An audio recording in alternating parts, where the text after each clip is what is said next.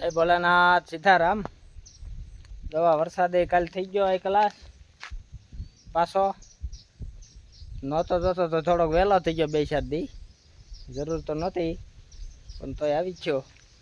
હાથી બાતી કંઈક હાલ્યા અને કંઈક બાકી છે અને વાડમાં થોડુંક કામ કરવાનું। વાડ પાછો કેવો થઈ ગયો તો એમાં કાંઈ ઘટે નહીં, એટલો ફૂટ્યો છે એટલો ઘાટો, પણ વણ પાછો એટલો ઘાટો ફૂટ્યો છે એટલે એને જમીનની તાકાત ઘટેલ અને પાણે ને પાણે પોરે પાવી હતી એટલું, પણ વણ હમણાં ખાતર નાખી દેવું જોઈએ, મોર મોર આ બધા બાટલામાં નાખી દેવું એટલે આખો સમાવ એનો રસ અંદર ગયા કરે।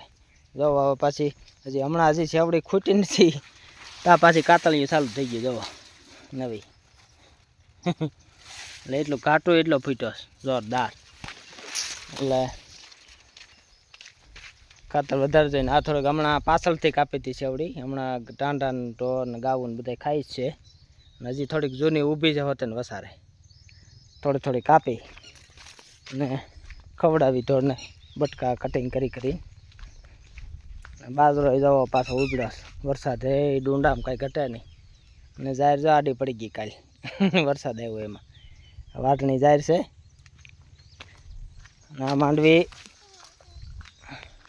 આ બાજરાનો 3જો વાટ, આ કેરો આથી આ બીજો વાટ, એટલે એમાંય કાંઈ હવે લગભગ 1 વાટ આવે વાઢીએ બાજરો છે ત્યાં કામ એનું પૂરું થઈ જાય।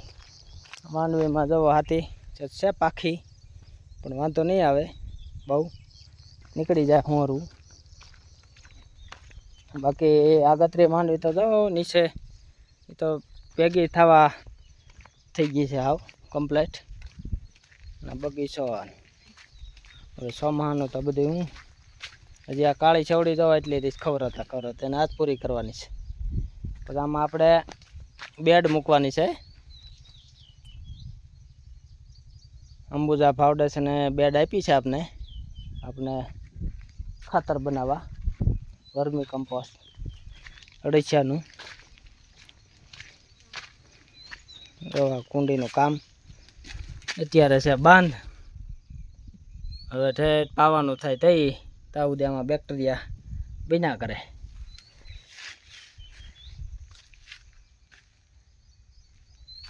બાકી એમ કે ખાતર વગર થાય નહીં, ઉનાળે પીતા જ હતા વિડીયામાં બધા જોતા જ હતા દવા માંડવીની કુણાઈ એની નરવાઈ એમાં કાંઈ ઘટે નહીં, પણ મેન મકાઈ માંડવી નહીં પણ બધી વસ્તુમાં મકાઈના દાણા વાવવા ફરજિયાત।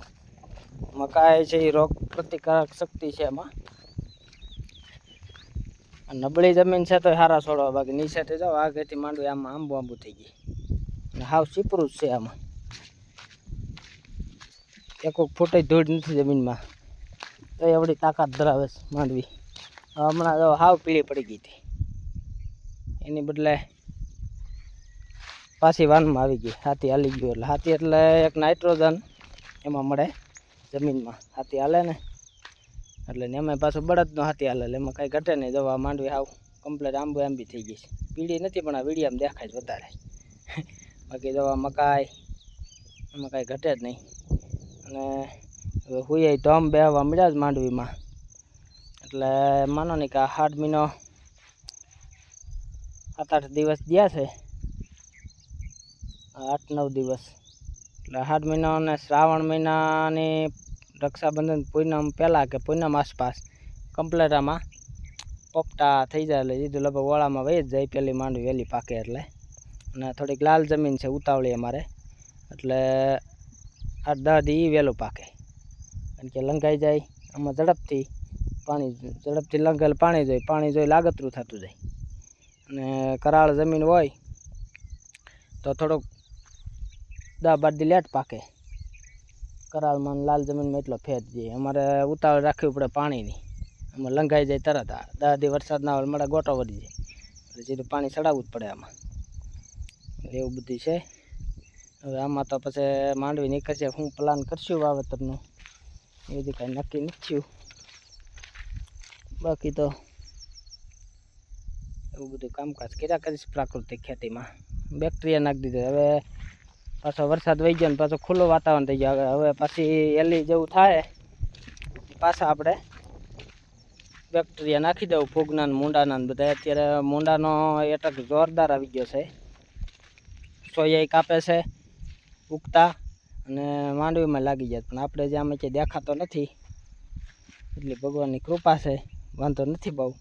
99% તો નહીં આવે, પણ આ કેમિકલ નાખે એના કરતાં પાવડર બેક્ટેરિયા નાખે ને જમીનમાં નુકસાન નથી કરતો અને રોગ પ્રતિકારક શક્તિ એમાં સારી કેમિકલ કરતાં.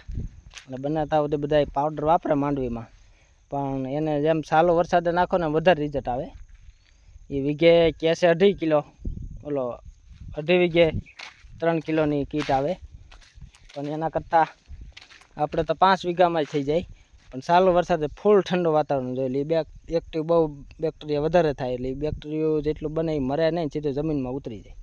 અને બાકી આવી તડકો હોય ને તમે નાખો પછી વરસાદની વાટ જોઈ 2-5 કલાક, તે પછી આવેલા અમુક ટકા બેક્ટેરિયા મરી જાય, અમુક ટકા થાય, એટલે એમાં વાર લાગે.